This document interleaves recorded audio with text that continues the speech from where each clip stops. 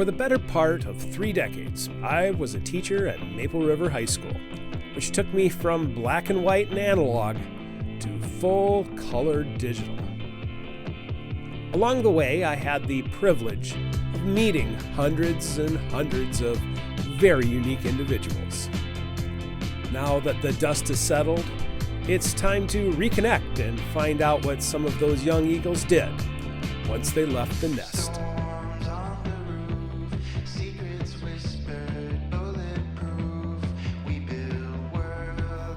Today we'll travel back to 2014, where we'll get the privilege of speaking to one of the twins, Brooke Oachs.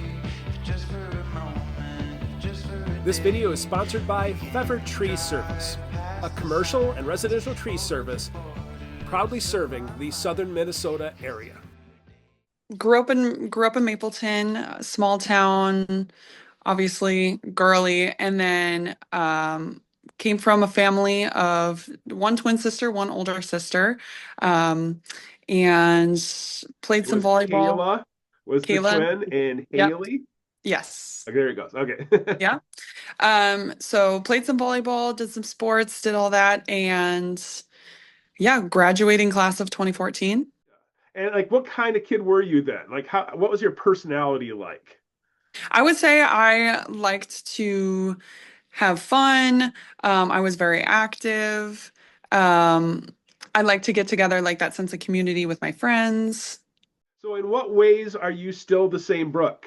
I would say I'm the same with my mentality, just keeping my roots strong. I like to keep close friends. I still have a lot of friends from high school, so I like to keep my close friends. Like to keep in contact with them and touch base and hang out when we can get back together. And just really look for that sense of connection with people. It's a lot different. Friendship looks a lot different other places, I would say. So coming from a place where you can hang out with people where they literally watched you grow up from the time that you were a kid, you can't really replicate that really anywhere else. And just that small town vibe, I guess I would say. Just everybody knows everybody, and I don't know, that's something that I would say sticks with me, and I try to find that other places that I go to. I also love to hear about how you've changed since high school. So, what are some new aspects of you that you've developed in the past 12 years? I would say just my mindset about what opportunities there are for me. So it's a big world, and as soon as I left, I kind of realized that. So just being like realizing that I'm not limited to really anything. You can really do whatever it is that you want. Like for example, for you, like you went from teaching, you probably never thought, 10 years ago you would be a freelance writer. So just just having an open mind to all the different opportunities and not limiting myself, I would say is the biggest thing that I've learned. So, in 2014, what were your goals then? So you graduate and you walk out the door, and what was life going? Where were you heading? I just wanted to go to college, just like that was the only thing I was thinking about.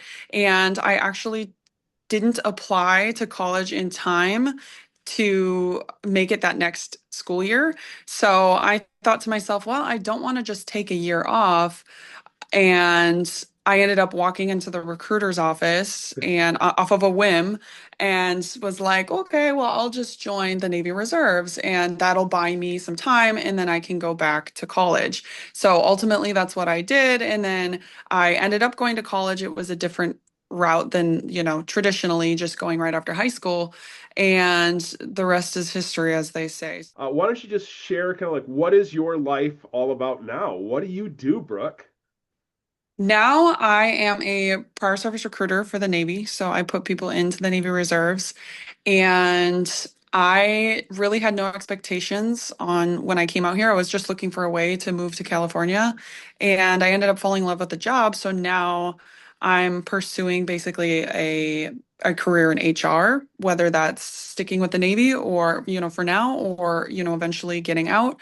Um, but yeah, that's kind of my thing now, and I try to I try to connect with people and show them that like if there's something that you do want to do that maybe you're scared to do, just do it because worst case scenario you can always go back and do what you were doing originally, like moving away from home, for example. I went off to boot camp in 2014 and like I said, really had no expectations. And once I got into a situation where I was meeting people from all over, really all over the world, really. I learned so much. That was like my first impression was, wow, there's so much that I don't know about the world and other places. And it kind of just like changed my way of thinking. And so ever since I came back, I was looking for another opportunity to leave again, to experience that again. And so I went to boot camp. I went to my rating school in San Antonio, Texas. And then when I came back, I started school at MSU. So I majored in economics and I did all that and I ended up studying abroad in Spain so that way I could, like I said, get some experiences outside of southern Minnesota. Ended up loving that, sort of fell in love with traveling, and I did a couple of mobilizations with the military, and that sort of fueled my bug to travel even more. So then I went to South America and I did all these different things. And then as soon as Counting I off got all the back, continents, right? yes. As soon as I was done with some traveling, I decided that it was time for me to sort of pursue my career. I had enough fun for a little while. So I started taking myself a little bit more seriously. I ended up getting a job at the county, Blue Earth County, and I was So like, you when know did you what? come back home then? I'm just curious about that. So I went on a mobilization in 2018 and then again in 2020. So I was back probably 2021, 2022. Okay. And then I was there for a short period of time, kind of was debating my next steps, and I had an opportunity come up in San Diego, California to do recruiting. So I hopped on it. Was only going to do 2 years and I was going to come back and came here in August of 2022. I've been recruiting ever since, and now I have since gone active duty. So now I'm full time, and yeah, that's what I do now. And I'm going to be leaving here in October, and I think I'll be going to North Carolina. What's your day to day, week to week kind of like life like? So it's unlike if anyone that's ever done like a sales type of job, it's unlike anything that I've ever done. It's not a what I would call a clock in, clock out type of job. You have to show up and you have to put in the work to get the work. So it is what you make of it truly. If you come to work and you just go through the motions, you're probably going to struggle and have some challenges. But if you really make the most of it, you can set yourself up not only just for your current work, but in the future. So for example, um, it is in my best interest to network with other people where veterans are going to be.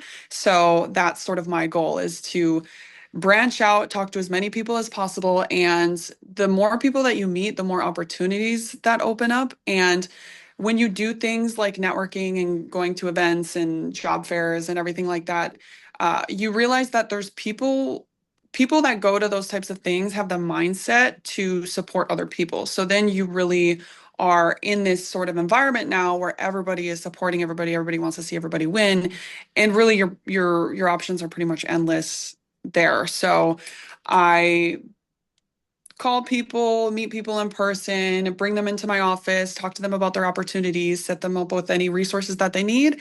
And that's pretty much what I do now. Um, I've learned a lot. I think that anybody that has an opportunity to do a job like this should do it because even if you don't fall in love with recruiting or sales, it teaches you a lot of life skills, even just like I said, networking. How do you walk up to a group of people and introduce yourself without making it weird? Or how do you just walk into a place of business and you need something from them? And how do you get something out of them without making it transactional? Things like that. Where did you pick up all of your confidence and your control of the room, as you were saying? That's a good question because at first you don't realize how much you lack in confidence until you're really putting yourself out there like that. So I wanted to be my first impression of myself doing this job. I wanted people to take me seriously. And I realized quickly that if I stayed sort of in my shell and like, hi, like, how's it going? People weren't going to take me very seriously. So you have to really get a hold of that, and work on it. And honestly, I just faked it for a lot of the time. I truly wasn't comfortable talking to strangers and everything, but after you do it, you realize, okay, well, that wasn't so bad. So then I had the opportunity to sing the national anthem for my friend's ceremony. And I say that if you ever have any fear of public speaking, you should sing in front of people, because if you can sing in front of people, you can talk in front of people. And yeah, I find people that I want to be like people that are really good at speaking or really good, like have a really good aura. And I just try to observe them and ask them like, how have you gotten so good at, you know, socializing and things like that. And um it's really amazing like what you can do with your skills when you intentionally work on them. I was living at a house with some roommates. It was a roommate situation, and I ended up just having a group of people over, and he was one of the people that walked through the door. So he quite literally walked into my life. Um, and yeah, it's been great. We basically hit it off right away. Things move really fast. You know, when they say, you really know, because we ended up buying a house together a few months into knowing each other. It was a huge jump, and we got married in September. Was this And past year? yes, Gotcha. yep. So we've been together for a little over 2 years. We got married in September, and we're going to be moving together because he's in the Marine Corps. Oh, So we're going to be moving together to North Carolina. so where do you see yourself heading next? So something that we're just recently focusing on is we're ready to start a family.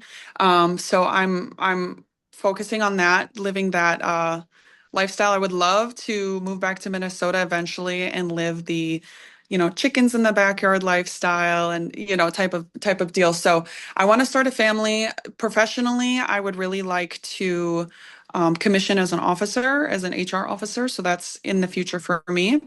Um, something people do in the military is sort of real estate, moguling. So we bought a house here in California. I would like to keep it and then buy a house where we go next and sort of build my legacy for my family in that way. So just looking forward to slowly growing, my life for my future family. And, now that I'm with my husband, we can kind of focus on our future in that way.